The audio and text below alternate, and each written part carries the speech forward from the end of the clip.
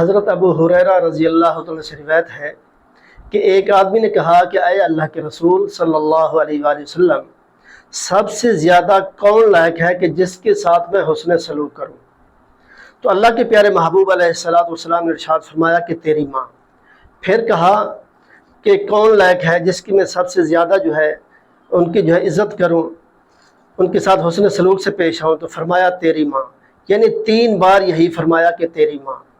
تو اس کے بعد پھر فرمایا کہ تیرا باپ۔ ایک روایت میں ہے کہ تیری ماں، پھر تیری ماں، پھر تیری ماں، پھر اپنے باپ کے ساتھ احسان کر، پھر تیرے قریبی رشتہ دار ہے اور قریبی عزیز ہے۔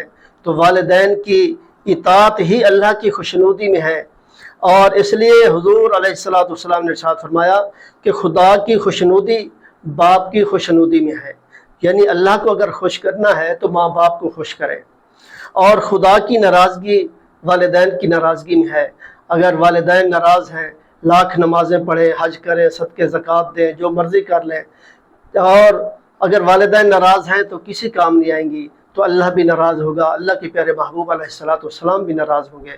تو ہمیں چاہیے کہ ہم اپنے والدین کو راضی رکھیں، جن کے زندہ ہیں ان کو راضی کر لیں، اور جن کے فوت ہو چکے ہیں ان کی قبروں پر جا کر فاتحہ پڑھیں، اور ان کی قبروں پر جا کر اور کلمہ کلام پڑھیں، اور ان کی اصحال ثواب کے لیے کچھ پیش کریں۔ دعا ہے اللہ تعالیٰ ہم سب کو عمل کی توفیق عطا فرمائے۔